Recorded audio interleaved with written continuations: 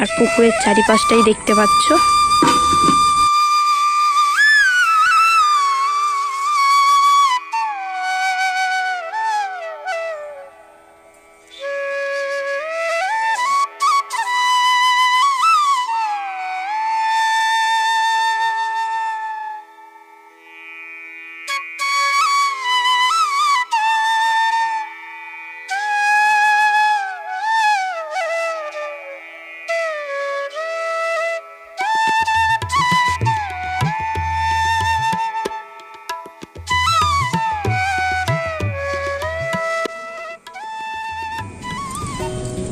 Hello বন্ধুরা, আশা করছি সবাই খুব ভালো আছে। আমিও ভালো আছি। আজকে চলে এসেছি ছাদে জামা কাপড়গুলো তুলে নেব, আর তোমাদের সঙ্গে আজকে আমি এখন থেকে ব্লগটা স্টার্ট করলাম।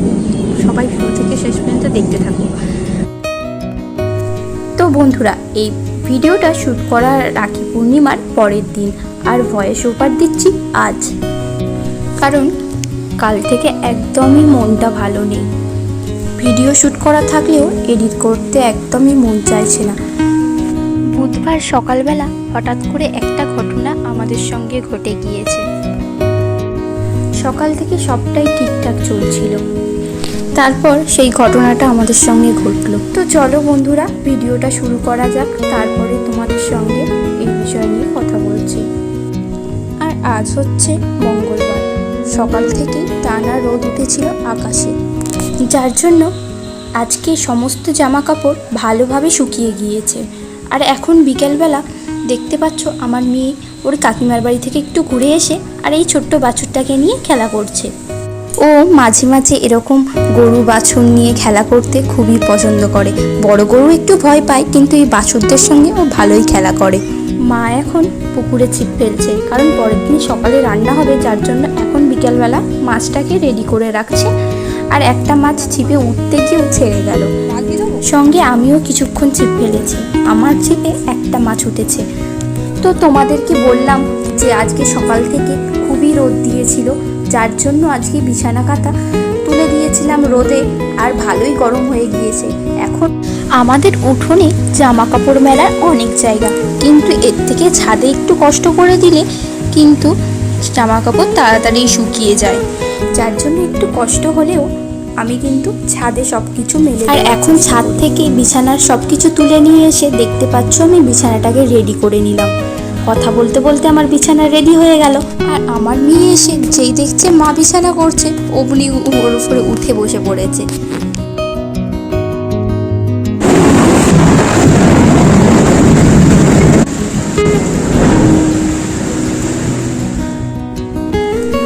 সন্ধ্যা নামতে আকাশটা কালো করে এলো, তারপর থেকে অঝোরে বৃষ্টি, আর সেইভাবে বিদ্যুৎ চমকে গেল। আমাদের আশেপাশে প্রচুর বাজ পড়েছিল, যার জন্য সেই সন্ধ্যাবেলা যে কারেন্ট গেল, তারপর থেকে কিন্তু একদম রাত 12টার পরে কারেন্ট এসেছিল, যার জন্য আমি ভিডিওটা শেষও করতে পারিনি। আর পরের দিন সকালবেলা দেখতে পাচ্ছ আমার যে যা কাজগুলো থাকে সেইগুলো সবই করে নিচ্ছি। সকালবেলা আমাদের রান্না হয়ে গিয়েছিল, আর তারপরে আমি চলে এসেছি ঘর গোছাতে। আমার বিছানা গোছানো হয়ে গিয়েছে, এইবার বাকি যা যা কাজ আছে সেইগুলোকে করে নেব। আজকে বৃহস্পতিবার, যার জন্য একটু কাজটা বেশি আছে। আজকে আমাদের পুরো ঘর বাড়ি পরিষ্কার হয়। অন্যদিন একদিন না ঘর দাবা মুছলেও চলে যায়, কিন্তু এই বৃহস্পতিবার দিনকারে সমস্ত ঘর বাড়ি ভালোভাবে পরিষ্কার করতে হয়। তো দেখো বন্ধুরা, এখন আমি ঘরগুলো ঝাড় দিয়ে নিচ্ছি, এরপর ভালোভাবে মুছে নেব। তো বন্ধুরা, এখন তোমাদের বলি, বুধবার সকালবেলা যেরকমটা রোজ ঘুম থেকে উঠি সেরকমভাবেই উঠেছিলাম। তারপর ঘুম থেকে উঠে স্নান করে পুজো করব বলে নিচে নেমেছি, আর পুজোর বাসনগুলো ভালো করে মাজছিলাম। বাড়িতে সবাই যে যার কাজে ব্যস্ত। রোহিত গিয়েছিল বাজারে, ও সবেমাত্র এসেই সাইকেলটাকে রাখছে, আর আমাদের পায়রাটা পেছনে চাল খাচ্ছিল। হঠাৎ করে ওর পিছন থেকেই, মানে জাস্ট এক হাতের দূরত্বও নয়, ও নিজের মনে চাল খেয়ে যাচ্ছে, আর পিছন থেকে অচেনা হঠাৎ একটা বিড়াল এসে ওর ঘাড়ে কামড় দিয়ে আর সঙ্গে সঙ্গে পায়রাটাকে মুখে করে নিয়ে দৌড়েছে। রোহিত সেটা বুঝতেও পারেনি। ওর দাদা আমাদের বারান্দায় দাঁড়িয়েছিল, ও দেখতে পেয়েছিল।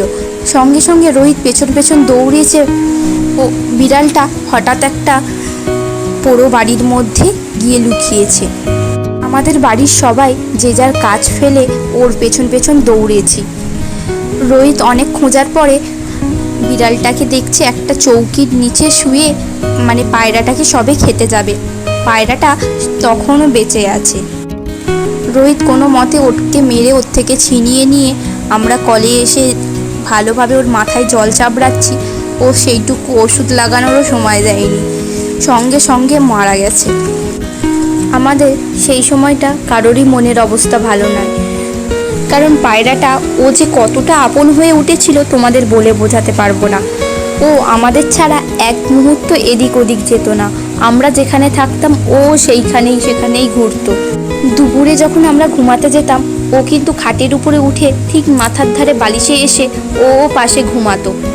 ওকে কখনো আমরা ধরেও রাখতাম না। ও নিজের মনে এদিক ওদিক যেত, আবার ঠিক সময় মতো চলেও আসতো। আর ওকে অন্য কোনো জায়গায় চাল দিলে খেত না, একমাত্র আমরা হাতে করে ধরলে ও সেই চালটাই খেত। আমার এটা ভেবেই খারাপ লাগছে যে দুটো ভিডিও আগেই ওকে দেখালাম, ওর সঙ্গে পরিচয় করালাম, আর ঠিক দেখো তারপরেই ও কিন্তু আমাদের ছেড়ে চলে গেল।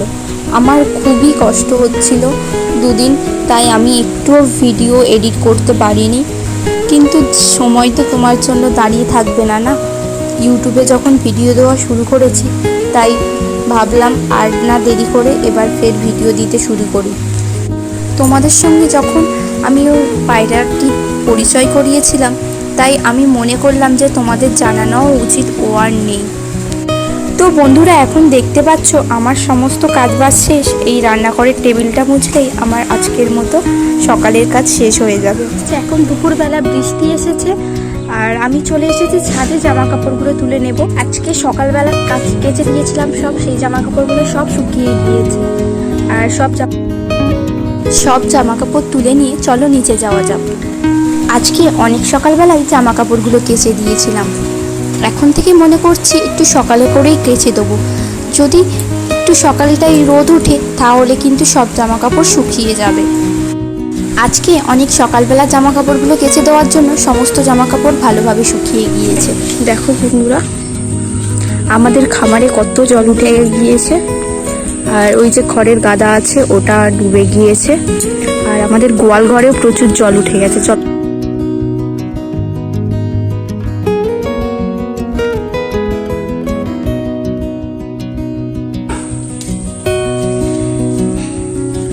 দেখো বন্ধুরা, পুকুর পুরো ডুবে গিয়েছে। আর ওই সামনেটাই প্লাস্টিক টাঙানো হয়েছে, কারণ ছোট বাছুরগুলো ওখানে থাকবে। গোয়াল ঘরে জল উঠে গিয়েছে, ওই জন্য এখানে আর থাকবে না। দেখো দুজনে দাঁড়িয়ে আছে করছে। আর পুকুরের চারিপাশটাই দেখতে পাচ্ছ। এখন আমি নিচের জামা কাপড়গুলো সব তুলে নিচ্ছি। তো বন্ধুরা, আজকের মতো এইটুকুই। আবার দেখা হবে পরের কোনো একটি ভিডিওতে। ততক্ষণে সবাই সুস্থ থেকো এবং ভালো থেকো। এই ভিডিওটা যদি তোমাদের ভালো লাগে অবশ্যই কিন্তু একটি লাইক করে দিও। তো আজকের মতো টাটা।